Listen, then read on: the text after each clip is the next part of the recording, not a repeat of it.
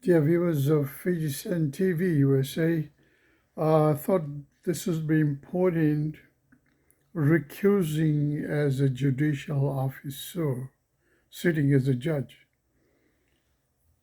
Uh, the British monarchs sat as judicial officer, prosecutor, king, everything um, during their time for many, many centuries, until the recent past, I should say, until the legislative system came into being.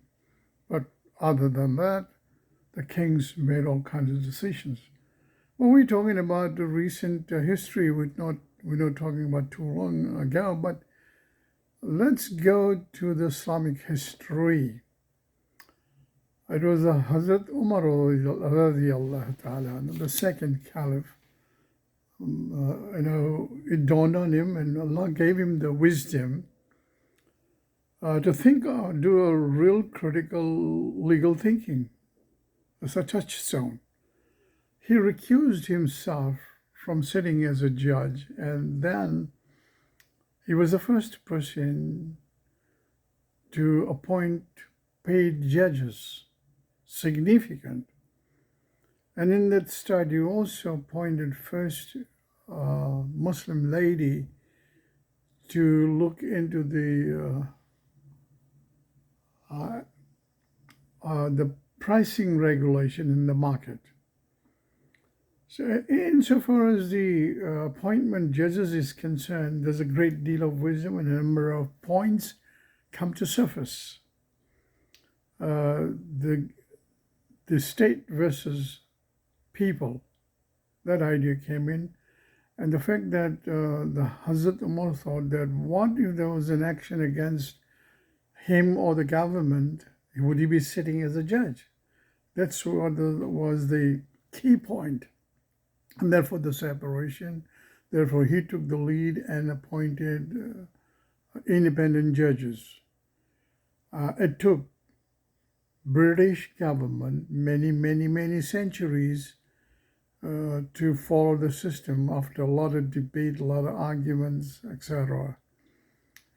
So the focal point, and regrettably, nobody goes to this fact or cites the principles that Hazrat Umar set in terms of criminal justice, administration of justice. Very significant point. Now, let's take the point a little further. When Hazrat Umar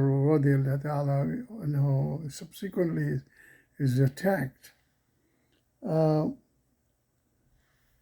also, by his deportment, his mannerism, his statements, and we saw these details come out in the khutbah of our present Khalifa, Hazrat Khalifa al-Masih Khamis, when he gave a series of sermons on the life of Hazrat Umar.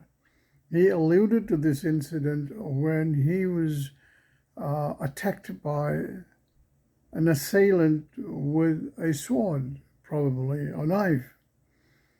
He did not give orders to arrest or to deal with the person, whereas the Sahaba Ikram were very eager to grab the guy. And who knows what would have happened, but he did not. That was a critical moment in his life, which is where vengeance comes in. The chance to revenge and punish also comes. Hazrat Umar did not issue an order.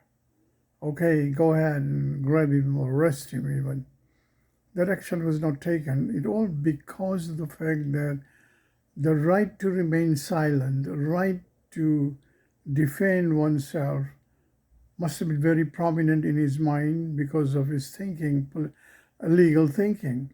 That's an inescapable fact. Anybody who writes a commentary cannot just skip this, ignore it, or mute it.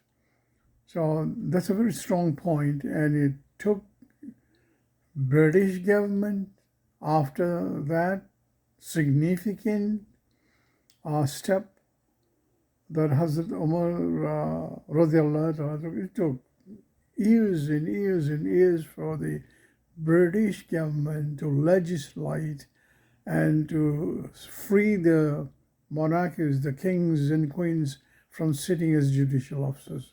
A very important point, a very important departure. And had the Islamic legal system been allowed to take its evolution to its full, we would have had a much better and different legal system today. Unfortunately, early Muslims killed it with the demise of Caliphate. Jazakallah.